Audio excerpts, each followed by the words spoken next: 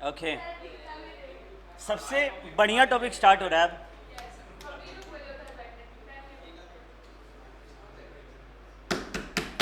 सब ध्यान दो। चलो, legal consequences of partner coming in and going out. Partner coming in and going out, partner coming in and going out. अरे, admission retirement, कितना fancy नाम लिखा है। Partner coming in going out, admission retirement date, जो हम लोग बना रहे थे, बचपन से बनाते आए हैं ना, मतलब वही 11-12 से। तो इंट्रोडक्शन ऑफ अ पार्टनर हुआ। अब पार्टनर का इंट्रोडक्शन कैसे होगा? Admission, consent of all the partner चाहिए। एडमिशन होगा तो कंसेंट ऑफ, ठीक है, इसके बगल में लिख लो UA, sorry UC, unanimous consent. ठीक है, धीरे धीरे हैबिट बैठेगा।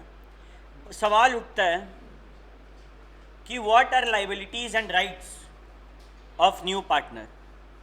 नया पार्टनर का क्या तो लाइबिलिटी है और क्या तो राइट है। बोला गया कि भैया एक पार्टनर आया, एक पार्टनर आज एडमिट हुआ, और आज से पहले ना फर्म का कुछ चिंता था।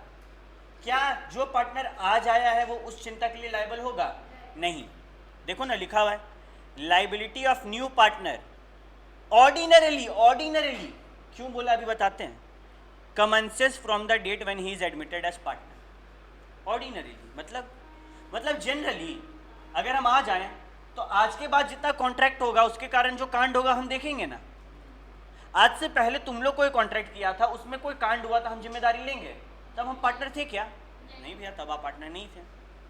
बट ये ऑर्डिनरली का मतलब क्या है पता है? कि मानो तुम लोग में बहुत भाव बटा है, तुम लोग बहुत बड़ा फर्म है, तो तुम लोग बोला कि भैया हम आपको पार्टनर तभी लेंगे अगर आप ये प्रॉमिस करते हैं कि पिछला वाला हम लोग का लाइबिलिटी में भी आप हिस्सा लेंगे। तुम लोग बड़ा फर्म में, तुम लोग ये सब कंडीशन रख सकता है ना। और तब हम बोल दिए कि हाँ ठीक है, तब हम क्या बोले? हाँ ठीक है, आज हम आ रहे हैं, लेकिन तुम लोग जब से शुरू किया ना फर्म, तब से सारा लाइबिलिटी के लिए हम जिम्मेदारी लेंगे, हमको ले लो बस। फ्यूचर में केस हुआ तो बात उठा कि जब केस हुआ था ना तब हम तुम लोग के पार्टनर नहीं थे, तो तुम लोग को हम बोले कि देखो ना सेक्शन 31 में लिखा हुआ है कि जिस दिन हम आते हैं उस दिन से मेरा लाइबिलिटी होता है। तुम लोग क्या बोलेगा? भैया ऑर्डिनरीली लिखा था।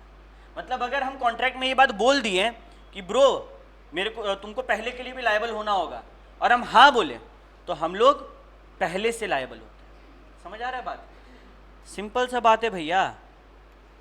जनरल रूल जनरल है कि अगर आप 10 तारीख को आए तो 10 तारीख के बाद कोई भी लाइबिलिटी है मेरा होगा, पहले वाला नहीं होगा। लेकिन ये ऑर्डिनरीली है, इसका मतलब अगर हम लोग डिसाइड किए कि नहीं नहीं पहले वाला भी लाइबल हम ले लेंगे, हमको बस तुम लोग अपने साथ ले लो पार्टनरशिप फॉर्म में, तो हम पहले वाला के लिए भी लाइबिलिटी लेंगे। बाद में हम नहीं बोल सकते कि लॉ में तो लिखा था कि खाली बाद वाला के लिए लेंगे, लॉ में ऑर्डिनरीली लिख दिया था, आगे बोल भी दिया unless he agrees to be liable for obligation incurred by the firm prior to the date. क्या ये बात क्लियर रहेगा? सबको समझ आ रहा है? प्राची समझ आया? बोला कि new firm including the new partner who joins it may agree to assume liability for the existing debts of old firm and creditors may agree to accept the new firm as the debtor and discharge the old liability. ये तो छोड़ो, ये सुनो, creditors consent is necessary in every case to make the transaction operative. हाँ, इसका क्या मतलब है? What does this mean?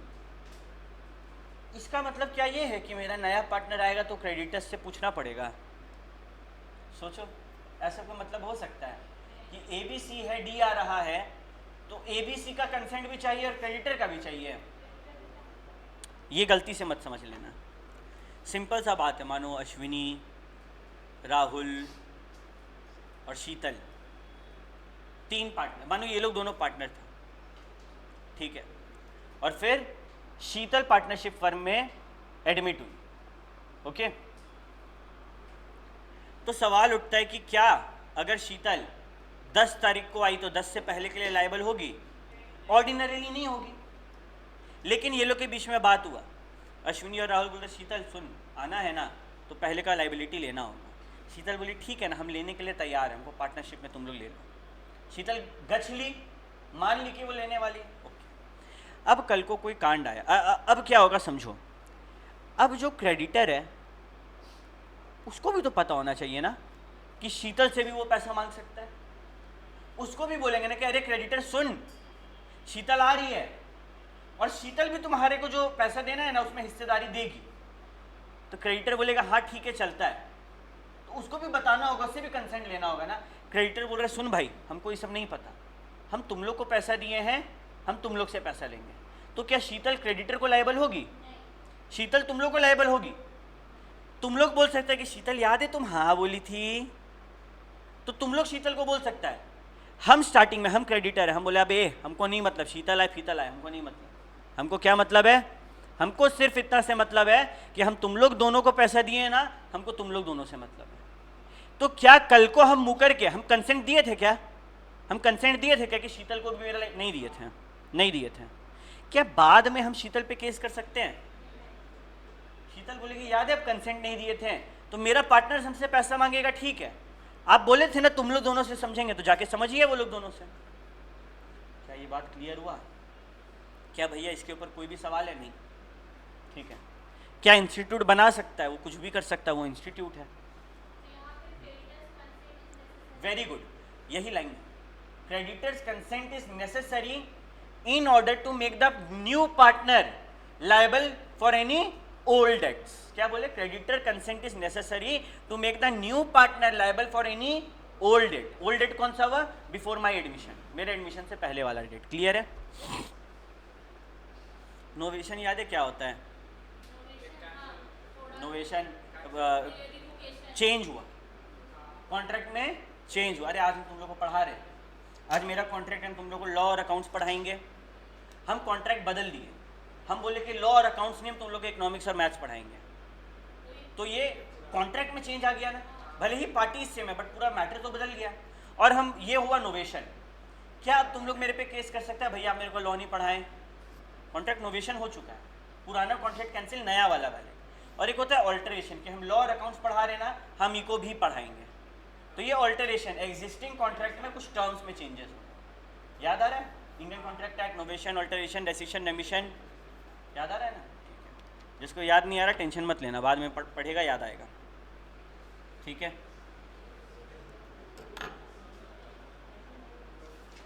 भैया, आप अभी जितना कुछ बोले, कहीं आप ऐसा कुछ बोल रहे हैं क्या कि अगर एक पार्टनर आया और पुराना डेट्स में बोला कि हम पैसा देंगे, तो ये ऑटोमेटिकली क्रेडिटर्स को हक नहीं देगा केस करने के लिए? वो लोग का कंसेंट के साथ हुआ है तो केस कर सकता है, वो लोग का कंसेंट नहीं था तो केस नहीं कर सकता। आप ऐसा कुछ बोल रहे हैं? हाँ, हम यही बोले ना कि अगर मानो रौनक हम लोग के साथ पार्टनरशिप में, रौनक तुम था लास्ट क्लास जब ये स्टार्ट हुआ था चैप्टर था, मानो रौनक उस दिन एब्सेंट था, कौन नहीं आया था? जीनत एब्सेंट थी, तो जीनत उस दिन पार्टनर बनी थी हम लोग का जूस दुकान में। आज जीनत आई और बोली जीनत की भैया हमको पार्टनर बनना। हम बोले देखो भाई तुम्हारे आने से पहले का इतना लाइबिलिटी है। जीनत बोली कोई बात नहीं हम ले लेंगे। अगर जीनत ये नहीं बोलती तो जीनत आ जाएगी ना, आज के बाद के लाइबिलिटी में जीनत का हक होता, लेकिन जीनत क्या बोली हम मान लेते हैं, तो पिछला लाइबिलिटी में भी जीनत का हक।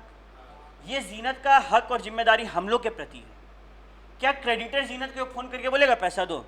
अगर क्रेडिटर से कंसेंट लिए थे कि क्रेडिटर सुनना, वो एक्चुअली तुमसे पैसा लिया था ना, हम तुमसे पैसा लिए थे ना, जीनत नाम की एक नई पार्टनर आई है, तुम चाहे तो उससे भी पैसा ले सकते हैं। क्रेडिटर बोला ओके, उसका कंसेंट मिल गया ना, अब वो जीनत को बोल सकता है। अगर वो बोला नहीं नहीं हमको तुम लोग से मतलब है, तो तुम लोग से मतलब है, क्या वो बाद में जीनत को परेशान कर पाएगा? नहीं कर पाएगा। बस यही सब बात है। ठीक है, अच्छा एक बहुत ही टफ सवाल आया कि ए और बी है पार्टनरशिप फर्म में, बी का डेथ हो गया तो क्या होगा? फर्म डिसॉल्व होगा। लेकिन मेरे मन में मालूम है, तुम लोग को आगे हम एक जगह पे एक चीज़ पढ़ाएंगे जब तुम लोग का ये जवाब बदल देंगे। अभी क्या जवाब है? दो पार्टनर है, एक का डेथ हुआ, फंड डिसॉल्व हो जाना चाहिए। तो उनको लगता नहीं है कि लॉ कुछ टाइम देता होगा कि अभी तुम दूसरा को पकड़ के ढूंढ के लाओ और फंड चलाओ अपना? देता होगा ना, क्योंकि consent of all the partner में क्या चाहिए, हमको एक ही जन को कंसेंट देना है। तो ये भी आगे हम लोग पढ़ेंगे कि हम लोग को मौका मिलता है। कैसे? क्या फंड डिसॉल्व होगा?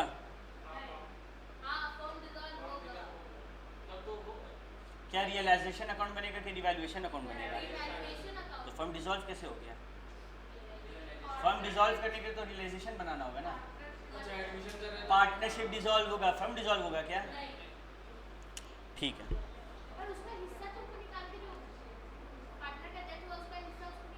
तो रिवैल्यूएशन किए हम, जेड्स एग्जीक्यूटर अकाउंट याद आ रहा है, तो वो तो बनता ही है, कोई लोड नहीं है। एक पार्टनर को ना रिटायर करने का मन किया, जैसे अभी शीतल है, उबासी ले रही है, तो शीतल बोली कि भैया मेरे को क्लास से रिटायर करने का मन कर रहा है, तो क्लास से कैसे जा सकती है? विद कंसेंट ऑफ, सारा बच्चा लोग हाँ बोलेगा ये तभी जाएगी। दूसरा, express agreement by the partner. Sheetal जब क्लास में आई थी ना, क्लियर बोल देती कि भैया सुनिए, हमको नींद आएगा, हम निकल जाएंगे, तो ये एक्सप्रेस एग्रीमेंट है ना, वो जा सकती है। और तीसरा, पार्टनरशिप एट विल है, जब भी पार्टनरशिप एट विल होता है नोटिस दो, टाटा बाय बाय बोल के चल जाओ। लेकिन ये कब? जब पार्टनरशिप एट विल है। ठीक है, तुम लोग को इसका हम डिफरेंस समझाते हैं। देखो, हम लोग वादा किए कि हम लोग क्या बनाएंगे, गया पुल। इन द मीन टाइम किसी एक जन का, मानो रौनक का मन किया कि नहीं नहीं हो गया, नहीं बनाना, जा रहे बाय, रौनक चल जाएगा, धोखा दे रहा है ना, धोखा दे सकता है दो टाइम पे। पहला, एक्सप्रेस एग्रीमेंट में था, रौनक बोला था हमको जब मन करेगा हम जाएंगे। दूसरा, सारा पार्टनर बोल रहा है जाना बे, ठीक है, कंसेंट ऑफ। इसके अलावा एक लौता ऐसा कंडीशन है पार्टनरशिप एट विल, जहां पे ना उसको पूछना है ना एक्सप्रेस एग्रीमेंट है, उसका मन किया जाने का, वो लिख के देगा बाय एवरीवन व्हाट्सएप ग्रुप में, notice to all the partner गया, ये जा सकता है। यानी कि जनरल रूल है, एडमिशन भी पार्टनर के कंसेंट से होगा, रिटायरमेंट भी पार्टनर के कंसेंट से होगा। लेकिन अगर एक्सप्रेस एग्रीमेंट है या फिर पार्टनरशिप एट विल है, तो क्या कंसेंट चाहिए होगा? सबसे पूछते फिरेंगे? नहीं। क्या ये बात क्लियर है? तो तुम लोग ये चीज़ भूलेगा, तुम लोग रिटायरमेंट में ये सोचेगा मेरा मन है हम जा सकते, नहीं, आपको पूछना पड़ेगा। हाँ, विल पे है तो जा सकते हैं, और पहले से लिखा हुआ था कि मूड करेगा तो जाएंगे, तो जा सकते हैं। क्लियर है?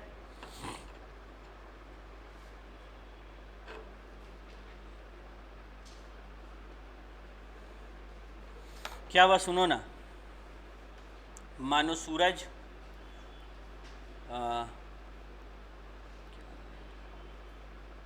कृति और रौनक, तीन पार्टनर है।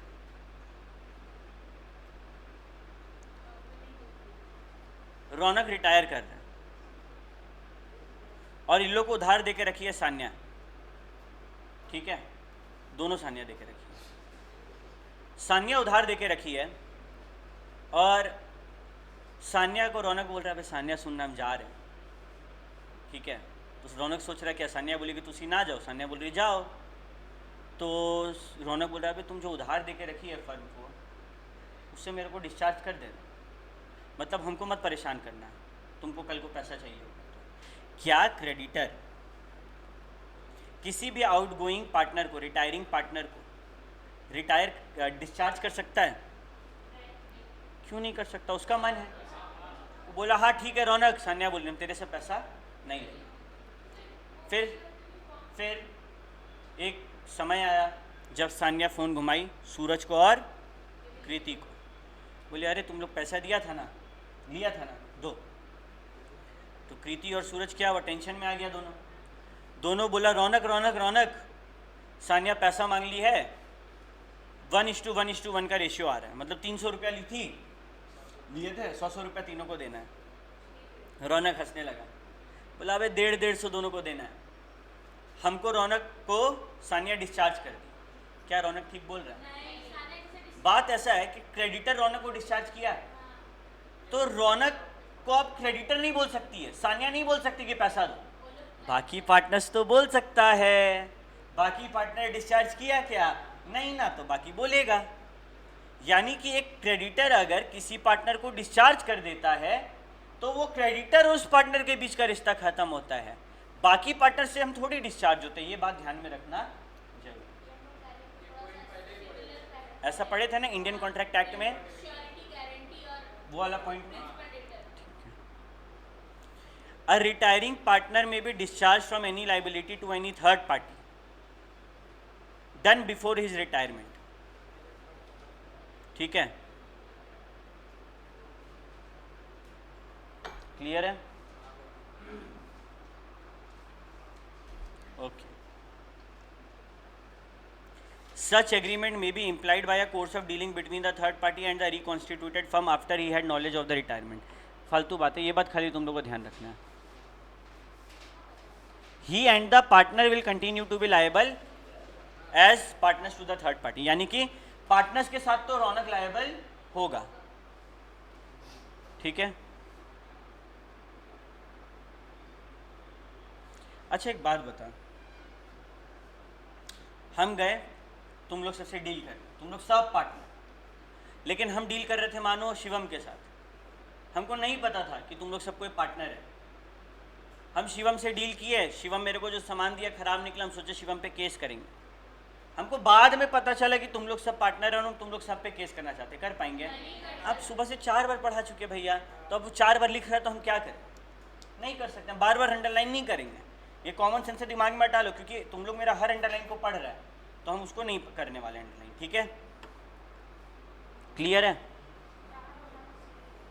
यहाँ पे देखो एक केस हुआ था सुप्रीम कोर्ट में, विष्णु चंद्र वर्सेस चंद्रिका प्रसाद। केस करने वाला का नाम और जिसके ऊपर हुआ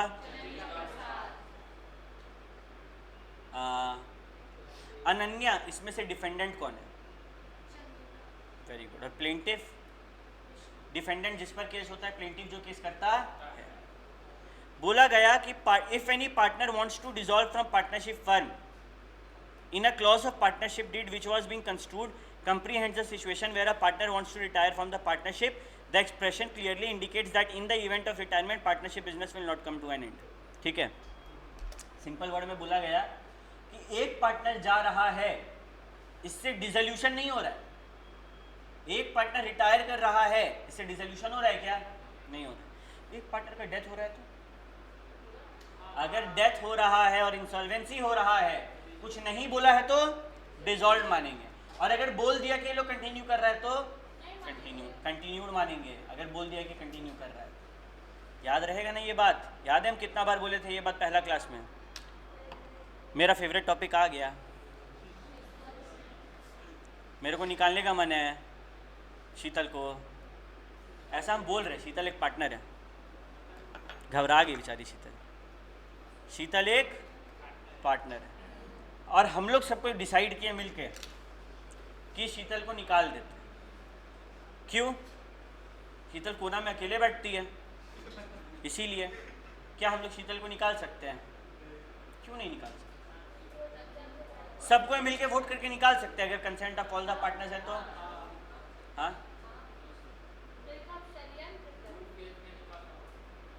भैया, उसका कोना में बैठना अकेले क्या रीज़न होगा बिजनेस का खराब होने का? तो क्या ऐसे, क्या किसी भी पार्टनर को आराम से निकाला जा सकता है? No no no no no no no, you will have to check some things. जैसे कि पहला, पावर ऑफ एक्सपल्शन कॉन्ट्रैक्ट में लिखा हुआ होना चाहिए, यानी कि निकालने का पावर कॉन्ट्रैक्ट में होना चाहिए। अगर कॉन्ट्रैक्ट में नहीं लिखा है तो मानेंगे कि है, बट कॉन्ट्रैक्ट में लिख दिया मानो कि हम लोग किसी भी तरीके से किसी पार्टनर को नहीं निकाल सकते। क्या कभी भी एक्सपल्शन होगा? क्या कभी भी कोई ऐसा टर्म पे रेडी होगा? ऑब्वियस सा बात है नहीं। दूसरा, मेजॉरिटी से निकलेगा। तो क्या एक्सपल्शन के लिए यूनानिमस चाहिए या मेजॉरिटी चाहिए? अबे कॉमन सेंस लगाओ, जो आदमी को निकाल रहे हैं उसका भी वोटिंग होगा, तो क्या कोई यूनानिमस कंसेंट लाइफ में हो पाएगा? वो तो ना बोलेगा, वो तो 4 से दोस्ती करके रखी है, उन लोग भी ना बोलेगा, तो क्या देखा जाएगा? मेजॉरिटी। और तीसरा, गुड फेथ होना चाहिए। गुड फेथ मतलब अच्छा इरादा। भैया अगर अच्छा इरादा है कि नहीं है ये कैसे पता चलेगा? तो एक आया टेस्ट ऑफ गुड फेथ। 3 चीज देखो खाली, 1 2 3। पहला, ये जो एक्सपल्शन हो रहा है पार्टनरशिप का इंटरेस्ट के लिए हो रहा है, पार्टनरशिप का भलाई के लिए हो रहा है। अब अगर वो कोना में साइड में अकेले बैठ रही है तो इसमें पार्टनरशिप का बुरा हो रहा था, उसको निकाल के पार्टनरशिप का भला होगा? नहीं होगा। ठीक है, लॉस होगा तो इंटरेस्ट ऑफ पार्टनरशिप फर्म है, उसको निकाला जा सकता है। क्लियर है? दूसरा, partner to be expelled is serve with a notice. Expulsion must be in the interest of partnership firm. अब जैसे मानो रौनक पार्टनर है, उन्होंने कहा तो होता है नहीं क्लास पार्टनरशिप में फर्म में, ठीक है। अब अगर हम लोग रौनक को निकालेंगे तो वो इंटरेस्ट ऑफ फर्म है, क्योंकि रौनक प्रॉफिट ले रहा है, बट क्या वो एक्टिवली पार्टिसिपेट कर रहा है? और वो स्लीपिंग पार्टनर है भी नहीं, कभी कभी आता है चेक करता है बिल्डिंग सही है कि नहीं है, समझ रहा है? तो interest of the partnership firm समझ रहा है कि अगर उसको निकाल के पार्टनरशिप फर्म का भला होगा। अब एक आदमी है, उसका मार्केट में हो गया गुडविल खराब, उसको रखेंगे हम लोग? उसको निकालेंगे। तो interest of the partnership firm में उसको निकाला जाए, ठीक है। The partner to be expelled in serve with a notice. अच्छा, ऐसे बोलेंगे कि कल से मत आना, उसको नोटिस देंगे, और फिर अपॉर्चुनिटी ऑफ बीइंग हर्ड देंगे, यानी कि पहले देंगे नोटिस, फिर एक मीटिंग बैठेगा ना, तो मानो मीटिंग में शीतल कुछ बोलना चाह रही है, हम बोल रहे हैं चुप बैठ, फिर कुछ बोलना चाह रही है, फिर चुप करके बैठा दे रहे हैं। क्या ऐसे कर सकते हैं? आपको नोटिस देना है, आपको मीटिंग में बताना है कि ये फर्म का इंटरेस्ट के लिए है, और उसको मौका देना है बोलने का, अपॉर्चुनिटी ऑफ बीइंग हर्ड, उसको बोलने का मौका देना है, हम लोग को सुनना पड़ेगा, तभी ये तीन चीज में गुड फेथ माना जाएगा, नहीं तो गुड फेथ माना नहीं जाएगा। क्या ये बात क्लियर है? तो ऐसा क्वेश्चन तुम लोग एग्जाम में देख सकते हो। अब ये क्वेश्चन तीन तरीके से आता है। पहला कि एक्सपल्शन ऑफ पार्टनर कैसे होता है, 3 मार्क्स का सवाल, 3 पॉइंट लिखना है। कॉन्ट्रैक्ट में एक्सपल्शन का पावर होना चाहिए, मेजॉरिटी का वोट चाहिए और गुड फेथ चाहिए। दूसरा, सीधे पूछेगा टेस्ट ऑफ गुड फेथ क्या है, तो 3 चीज होगा, फर्म का इंटरेस्ट के लिए होना चाहिए, नोटिस दे दो, और opportunity of being heard they दो। ये दोनों क्वेश्चन 3-3 मार्क्स का है। लेकिन एक केस स्टडी आया 5 मार्क्स का, तो 6 का 6 बात लिखना, ऊपर का 3 नीचे का 3, और तुम लोग गारंटी कंफ्यूज हो जाएगा एग्जाम में। टेस्ट ऑफ गुड फेथ पूछेगा ना, तुम लोग ये लिख कर आएगा। तो हम एक कहानी बताएं कि शीतल को निकाल रही है, गुड फेथ में नहीं था, क्योंकि वह फर्म का इंटरेस्ट के लिए नहीं था। दूसरा, गुड फेथ में निकालने के लिए शीतल का बात को सुनना होगा, बार बार चुप करके बैठा रहे थे, और शीतल यहाँ पर बैठेगी कैसे? जब उसको नोटिस देंगे। ये ट्रिक्स है, ये कहानी से ये तीनों पॉइंट हर बार रिवाइज करना होगा, तभी टेस्ट ऑफ गुड फेथ वहाँ पे ये 3 पॉइंट लिख के आएगा, नहीं तो खिचड़ी बन जाएगा दिमाग। क्लियर है? इजी था?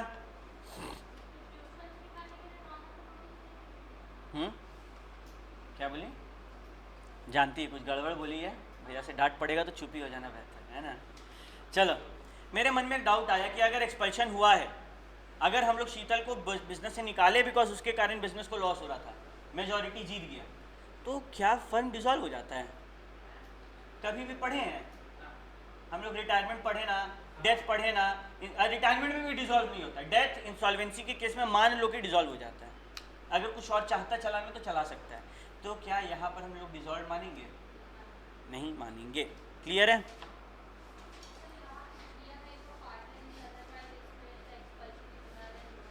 क्या बोले?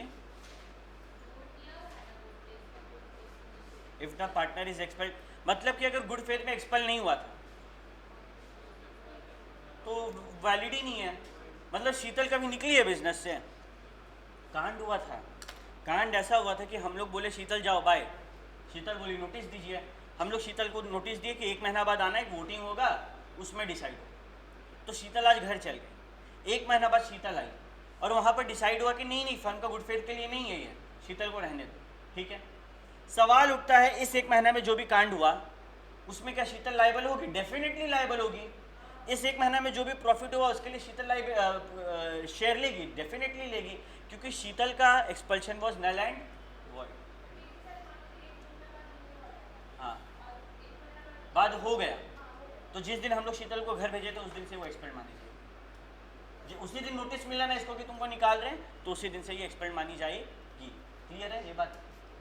हम लोग जितने डीप में जा रहे हैं ना, उसका सिर्फ ये रीज़न है कि मन में कभी भी ये डाउट ना रहे कि मेरे को कुछ नहीं पता। बाकी क्वेश्चंस तो वही आएगा जो स्कैनर, आरटीपी, एमटीपी और यहाँ पर बुक में, उसके बाहर से नहीं आएगा। बोले ना 120 मार्क्स का पेपर आएगा मैक्सिमम 30 से 40 मार्क्स तुम लोग को नया दिख सकता है। नया मतलब कोई नया टॉपिक से उठा के सवाल पूछा, बाकी तुम्हारा मतलब का 70-80 मार्क्स तो तेरा है ना, एक्स्ट्रा भी तो रहता है ना, एक को छोड़ने का रहता है 20 मार्क्स का सवाल। क्वेश्चन नंबर 1 कंपलसरी 5 में से 4 अटेम्प्ट करो, मेरे पास तो 120 मार्क्स का पेपर है, ठीक है। किस्मत खराब रहा तो क्वेश्चन 1 कुछ ऐसा आ सकता है जो हम याद नहीं किए, फिर भी 80 मार्क्स तो मेरे पास है ना।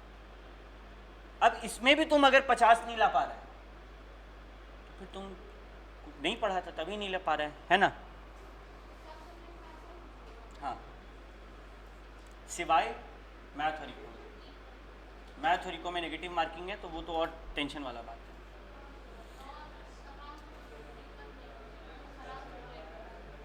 अच्छा मानो रौनक है, सूरज है और सान्या है, और सान्या में और रौनक की गर्लफ्रेंड में लड़ाई होगी भयंकर वाला, तो रौनक सान्या को देखो तो सुहाए नहीं, और रौनक की गर्लफ्रेंड बोल रही है तुम उससे पार्टनरशिप छोड़ो। तो रौनक गया सूरज के पास, बोला कि विनय भैया बोले मेजॉरिटी से वोट लेकर ही निकाला जा सकता। तो रौनक सूरज के पास गया, सूरज को मना लिया, तो सूरज सुनना तुम डेली मेरे साथ बैठता है, ठीक है, तो आज तुम वो समय आ गया है कि तुम अपना कर्ज अदा करो, हम लोग वोट करेंगे सान्या को निकाल देंगे। सूरज बोला डन, कोई दिक्कत नहीं।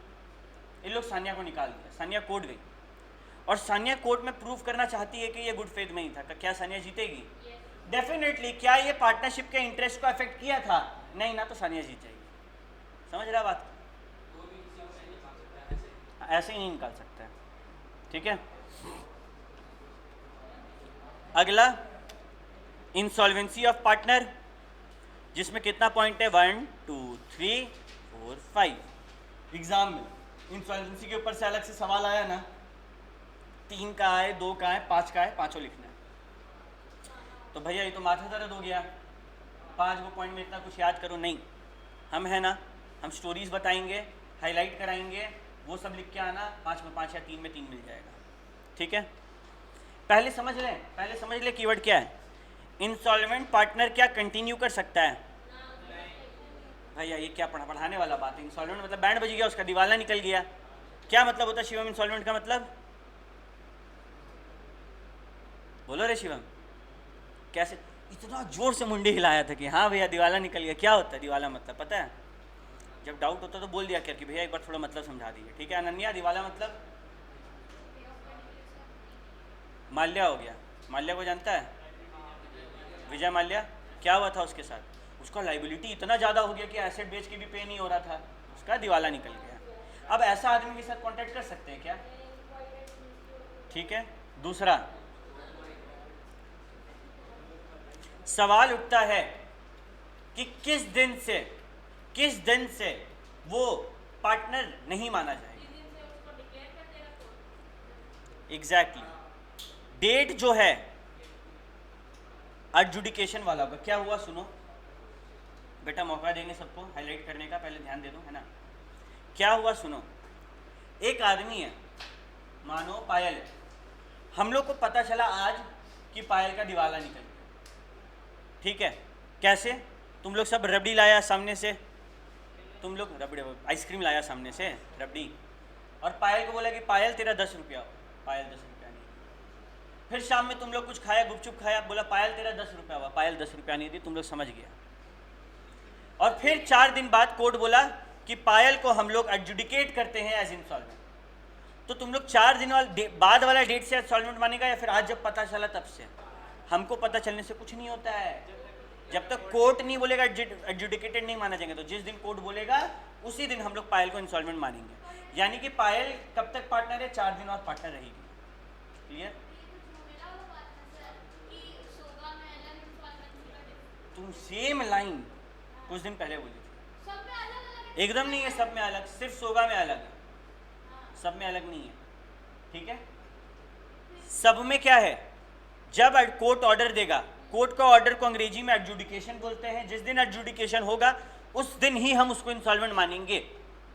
और सोगा में क्या है, जब हमको पता चल गया कि वो पैसा नहीं दे सकता तभी इंसॉल्वेंट मान ले। रीजन है, रीजन क्या है कि भैया हम वेट करेंगे कोर्ट का कि इससे कॉन्ट्रैक्ट बंद करें, मेरे को पता चल गया पैसा नहीं देगा, हम माल देना बंद कर देंगे, बस और कोई कंफ्यूजन नहीं। क्लियर है? तीसरा,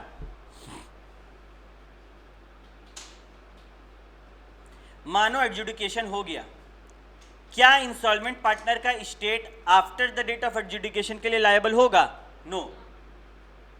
अरे तेरे को आज कोर्ट बोला कि तेरा दिवाला निकल गया, परसों कोई लोन लिए हम लोग, उसमें से तेरा प्रॉपर्टी का पेमेंट होगा, प्रॉपर्टी तेरा बेच के दिया जाएगा, लेकिन आज से पहले जितना भी लायबिलिटी था तेरा प्रॉपर्टी बेचने के बाद हम लोग का पेमेंट भी उससे होगा। क्लियर है? चौथा, देखो यहां पर क्या बोला कि इंसॉल्वेंट बंदा का प्रॉपर्टी लायबल नहीं होगा। हम इंसॉल्वेंट हुए, मेरा आज इंसॉल्वेंसी हुआ, 2 दिन बाद तुम लोग कुछ कांड किया फर्म में जिसके कारण तुम लोग के ऊपर हैवी नुकसान आया, हम उसके लिए लायबिलिटी नहीं लेंगे। क्लियर है ये बात? दूसरा केस, आज इंसॉल्वेंसी हुआ, 2 दिन बाद हम ही कुछ कांड किए, क्या फर्म लायबल होगा? डेफिनेटली नहीं। हम किसी पार्टनर को, हम मालूम है क्या किए, किसी सप्लायर से ना उधार माल खरीद लिया, अब सप्लायर आया बोला कि अरे विनय भाई आप लोग का माल लेकर गए हैं, तुम लोग बोला भाई विनय भाई इंसॉल्वेंट हो गए, तो उसका कहने का है कि नहीं नहीं ऐसे थोड़ी होता है, आप लोग तो पार्टनर थे, कोई नोटिस नहीं दिया तो हम लोग इंसॉल्वेंट नहीं मानेंगे। कहीं भी पढ़े कि इंसॉल्वेंसी के लिए नोटिस देना जरूरी है? आप फंस गए, आप इंसॉल्वेंट बंदा के साथ डील किए, क्या पार्टनर जिम्मेदारी लेगा उसके लिए? नहीं। Firm is also not liable for insolvent partner after date of adjudication. क्या बोला ब्रो? हाँ, कोर्ट डिक्लेयर कर चुका है मेरे को। और लास्ट, याद है इंसॉल्वेंसी के कारण भी डिसोल्यूशन होता था ऑर्डिनरीली। क्या जरूरी है हमेशा होगा? नहीं। पार्टनर को लगता है हम लोग चलाना चाहते तो चला सकते हैं, पार्टनर को नहीं लगता है नहीं चला सकते तो बंद कर देंगे। क्वेश्चन में नहीं बोलेगा कुछ तो क्या मानेंगे कि बंद करना है। ठीक है, तो 5 पॉइंट है। एक पार्टनर है और वो इंसॉल्वेंट हो गया, तो वो इंसॉल्वेंट कब होगा? जिस दिन एडजुडिकेशन का डेट आएगा। जिस दिन वो डेट आएगा उसके बाद से वो कंटिन्यू नहीं कर सकता है। हाँ, उसका कोई प्रॉपर्टी फर्म के लिए लायबल नहीं होगा, फर्म कोई उसका एक्ट के लिए लायबल नहीं होगा, और उसका इंसॉल्वेंसी से माना जाएगा कि फर्म डिसॉल्व है। वो ऑफिशियल लिक्विडेटर आता है ना, जो उसका हिस्सा लेता है उसको मिल जाता है। क्लियर है? 5 पॉइंट सिंपल सा है। पहला, वो इंसॉल्वेंट हो गया तो कभी भी हो जाएगा? नहीं, एडजुडिकेशन डेट से। अगर उस दिन हम बोले कि आज से तुम इंसॉल्वेंट है तो हम एडजुडिकेट किए, हम कोर्ट थे, अब इसके साथ क्या होगा? जो बंदा इंसॉल्वेंट हुआ इसके साथ कुछ नहीं होगा भैया, he can not become a partner any more.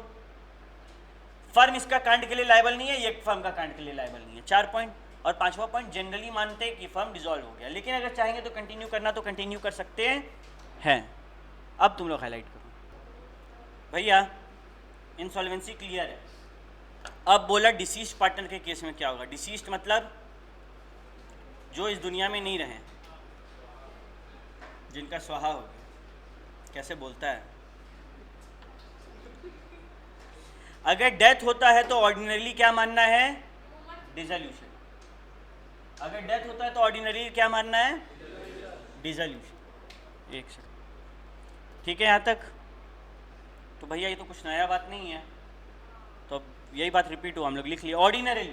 Ordinarily अगर डेथ होता है तो डिसॉल्व मानेंगे। अगर हम लोग डिसाइड किए कि नहीं बिजनेस चलाना है तो लॉ रोकेगा क्या? लॉ बोल रहा है चलाओ। तुम लोग कुछ बात नहीं किया तो हम लोग मानेंगे कि तुम लोग डिसॉल्व करो। अब एक क्वेश्चन आया कि एक फर्म में एक्स पार्टनर है, जब एक्स जिंदा था, ये क्वेश्चन में बच्चा लोग गलती करता है, जब एक्स जिंदा था तब ऑर्डर हुआ, लेकिन जब डिलीवरी आया तब तक एक्स जा चुका था। ये एक्स का डेथ हुआ, ये एक्स का डेथ हुआ, जब ऑर्डर किए तब वो जिंदा था, और जब डिलीवरी आया तब वो नहीं है इस दुनिया में।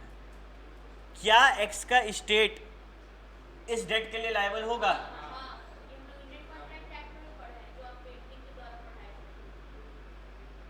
Not liable.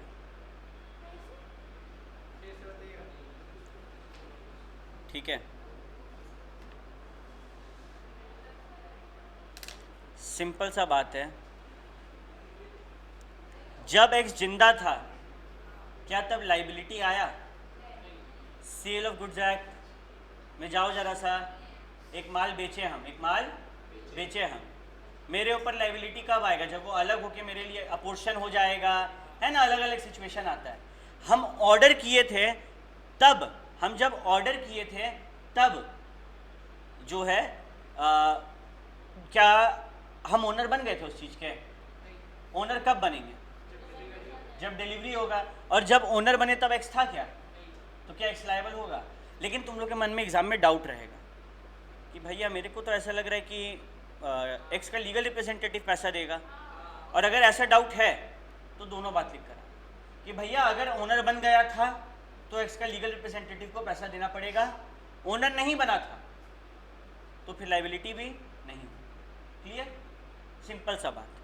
A suit for goods sold and delivered would not lie against the representative of the deceased partner. यहाँ तो क्लियरली लिख दिया है कि लायबल नहीं होगा। बाकी तुम लोग का मन में ये वो है डाउट, हम वो भी क्लियर कर दिए लॉजिक के साथ कि हम ओनर हैं। जब एक्स ऑर्डर किया वो ओनर बना, जब वो माल का ओनर ही नहीं बना तो वो लायबल होगा, तो क्यों एक्स पैसा देगा? समझ रहा है बात? ऑर्डर करने से हम ओनर बन जाते हैं। याद करो, माल ट्रेन से आ रहा है, फ्लिपकार्ट में तुम लोग ऑर्डर करता है, चीज़ का नुकसान होता है तुम लोग भुगतता है, क्योंकि वो लोग राइट ऑफ डिस्पोजल को रिजर्व करके रखता है ना। तो फिर जो लोग नया बच्चा, घबराओ मत, तुम लोग भी समझ जाएगा टाइम पे। ठीक है, ये भी क्लियर है, ये इंपॉर्टेंट है, तुम लोग गलत करेगा एग्जाम में। हम तो बोलेंगे नॉट लायबल, लेकिन मन में डाउट, देखो ये क्वेश्चन है, इसी से थोड़ा मिलता जुलता क्वेश्चन बनाएगा, एक दो लाइन एक्स्ट्रा लिख देगा, चीज़ बदल जाएगा।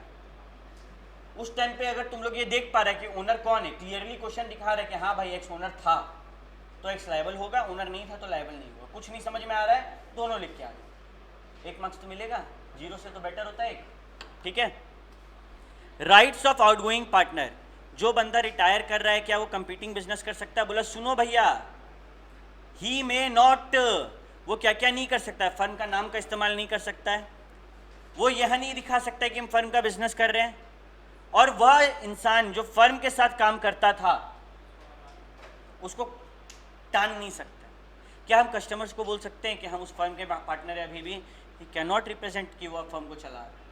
क्या हम बोल सकते हैं कि हाँ हाँ वो फर्म मेरा है? हम नहीं बोल सकते। क्या हम फर्म के कस्टमर्स को सॉलिसिट कर सकते हैं? भैया यहाँ बोला ना, फर्म के कस्टमर को सॉलिसिट नहीं कर सकते हैं, सप्लायर को कर सकते हैं क्या? यहाँ इसीलिए कस्टमर वर्ड यूज़ नहीं हुआ, कस्टम वर्ड यूज़ हुआ। वह हर व्यक्ति जो फर्म से डील करता है उसको हम ये दिखा के डील नहीं कर सकते कि हम उस फर्म के मेंबर हैं, कर ही नहीं सकते, इलीगल। बाद में अगर फर्म के ऊपर कोई भी जिम्मेदारी होगा फर्म नहीं लेगा, टानना। ठीक है, क्लियर है? लेकिन भैया फिर agreement in restraint of trade आ जाता है, एरिया और टाइम का लिमिट लग जाएगा, और ये लिमिट कैसा होना चाहिए? याद रहेगा? तो आउटगोइंग पार्टनर कंपीटिंग बिजनेस कर सकता है सेक्शन 27 के तहत, 27 का ध्यान रख। और 3 चीज़ कभी नहीं कर सकता है: फर्म का नाम का इस्तेमाल, खुद को रिप्रेजेंट करना कि वो फर्म का धंधा चला रहा, और फर्म के कस्टम्स को सॉलिसिट करना। क्लियर है? फिर आया right of outgoing partner in certain cases. अगर एक पार्टनर फर्म छोड़ के जा रहा है तो उसका क्या हक है? सिंपल सा हक है फाइनल सेटलमेंट का। ठीक है, हाँ, आउटगोइंग पार्टनर है, उसको क्या हक मिलेगा? अब इस सिंपल सा बात है कि वो अकाउंट्स देख सकता है, अपना हिस्सा मांग सकता है, कोई हिस्सा उसको पे करके जा सकता है, उसको कोई नहीं रोकेगा। मेन काम यहाँ पर आता है, और ये तुम लोग शायद पढ़ा है, एक पार्टनर का मानो डेथ हो गया, वो भी तो आउटगोइंग पार्टनर है, लेकिन जितना दिन में हम उसका लीगल एयर को सारा सामान का पैसा देते, देखो तुम लोग अपने बुद्धि दौड़ाना, लॉ ऐसे ही काम करता है गाइस, जो हम लोग अभी देखने वाले हैं। एक पार्टनर का डेथ हो गया मानो 10 तारीख, और हम लोग जो मानो अक्टूबर में डेथ हुआ, और हम लोग जो सेटलमेंट कर रहे हैं वो दिसंबर में कर रहे हैं, तो 2 महीना के लिए फर्म जो है वो तो सेटलमेंट नहीं किया, लेकिन 2 महीना के लिए इस मरा हुआ पार्टनर का पैसा मेरे पास था, जिससे हम और पैसा बना रहे होंगे। अगर यही पैसा हम इसका लीगल रिप्रेजेंटेटिव को देते हैं तो वो कहीं लगा के और पैसा बनाता, तो बोलेगा ना कि यार डेथ कब हुआ, तुम पैसा आज दे रहे, तुम तो इससे पैसा कमा लिया होगा, मार्केट में लगा कि इसका मेरा जो भी था उसका प्रॉपर्टी को इस्तेमाल करके। लो बोला बात तो ये ठीक बोल रहा है। तो फिर क्या रूल बना पता है? बोला गया कि 6% के बेसिस पे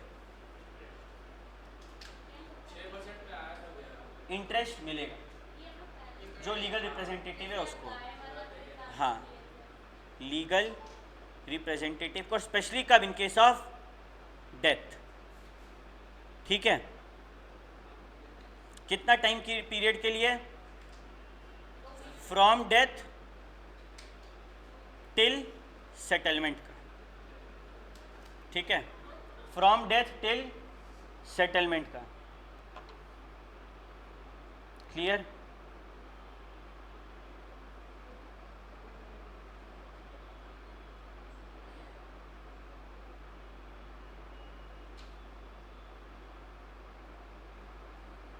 ठीक है, दोनों के बगल में क्वेश्चन मार्क लगाओ, दोनों के बगल में क्वेश्चन मार्क लगाओ। सिंपल सा यहाँ खेल हुआ, ब्लैक से कर रहे हैं, मतलब तुम लोग को नहीं करना। ABC पार्टनर है, ये लोग फर्म मैन्युफैक्चरिंग मशीन बनाते हैं, ये लोग मैन्युफैक्चरिंग ऑफ मशीन करते हैं। बोला गया कि A को मिलता है 2/8 ऑफ प्रॉफिट। A बैंकरप्ट हो गया और B और C बिजनेस चला रहा था। वो A का शेयर पे ही नहीं कर रहा है, क्या उसको प्रॉफिट पे कोई इंटरेस्ट देना होगा? बोला गया कि देखिए यहाँ डेथ नहीं हुआ, डेथ होता तो हम लोग लीगल रिप्रेजेंटेटिव को 6% देते। यहाँ क्या हुआ? A का स्टेट यूज हुआ, तो बोला गया A state is entitled to 3/8। ठीक है, 3/8 of profit made in the business from the date of his bankruptcy until the final liquidation. Simple सा बात है, डेथ नहीं हो रहा है, डेथ नहीं हो रहा है। आज इंसॉल्वेंसी हुआ और यहाँ फाइनल सेटलमेंट। क्या इस दौरान का प्रॉफिट में हिस्सा मिलेगा? बोला ना, A state is entitled to 3/8 of profit from the date of his bankruptcy till the date of his liquidation. मिलेगा, बिल्कुल मिलेगा। ठीक है, A B C are partner, C, हाँ मिलेगा, क्यों नहीं मिलेगा? हम उस इंसॉल्वेंट पार्टनर का सामान को इस्तेमाल करके पैसा कमा रहे हैं ना, तो उसमें उसका हिस्सा नहीं हो। वो इंसॉल्वेंट हुआ मतलब वो नहीं है बिजनेस में, उसका प्रॉपर्टी है ना, सरकार छोड़ेगा? सरकार तो चाहता है कि इसका से जो निकल सके निकले। वो इंसॉल्वेंट हो गया है, हम तो चाहेंगे ना कि उसको ज़्यादा से ज़्यादा एसेट ले पाए, इसीलिए ये लॉ बना। लॉजिकली देखना चाहिए तो इंसॉल्वेंट से बात भी करने के लिए मना कर रहा है, और उसका प्रॉपर्टी में हिस्सा ले रहा है, ये भी हिस्सा ले रहा है। बोला हाँ ले सकता है। सरकार को चाहिए कि ये बंदा से जितना पैसा निकल सके निकालो, नहीं तो ऐसा कितना आदमी है, हम लोग तो फंस जाएंगे। इसीलिए कभी भी कोई इंसॉल्वेंट होता है ना, तुरंत विदिन कुछ दिन में एक CA या एडवोकेट के पास जाना पड़ता है, ताकि हम लोग ये सब चीज़ से बचा सकें। क्लियर है? A B C था, C रिटायर किया, A और B जो है C को उसका वैल्यू पे नहीं कर पाया। क्या और मानो वैल्यू पे करने में 3-4 महीना लगा, क्या उस 3-4 महीने के बीच का कमाया हुआ प्रॉफिट लेगा? मतलब प्रॉफिट का नहीं, लेकिन जो पैसा बाकी था उस पर इंटरेस्ट ले सकता है। और अगर कुछ नहीं बोलेगा तो इंटरेस्ट कितना लेगा? क्या इंसॉल्वेंसी में इंटरेस्ट लेगा? यहाँ पे इंटरेस्ट नहीं लेगा, लेकिन रिटायरमेंट डेथ में यही बात इंपॉर्टेंट है। और ये एक सिंपल सा छोटा सा टॉपिक है, रिवोकेशन ऑफ कंटिन्यूइंग गारंटी। कौन हमको कंटिन्यूइंग गारंटी का मतलब बता सकता है? हम एक गारंटी दिए, हम लोग सब पार्टनर बने ना, हम एक गारंटी दिए किसी सप्लायर को कि आप हम लोग को माल भेजिए और हम लोग पैसा दे दिया करेंगे, साल भर का पैसा एक बार में देंगे। साल से पहले ही रिटायर हो गए, क्या हम उस कंटिन्यूइंग गारंटी के लिए लायबल होंगे? बोला गया कि अगर एब्सेंस ऑफ एग्रीमेंट है तो फ्यूचर ट्रांजैक्शन के लिए कैंसिल्ड माना जाएगा, मतलब हम फ्यूचर के लिए लायबल नहीं होंगे। नहीं तो मेरा नाम पे तो तुम लोग कितना घपला कर लेगा कि लायबल तो भैया को होना है, तो लॉ बोला नहीं। क्लियर है? आप लोग का जिम्मेदारी है।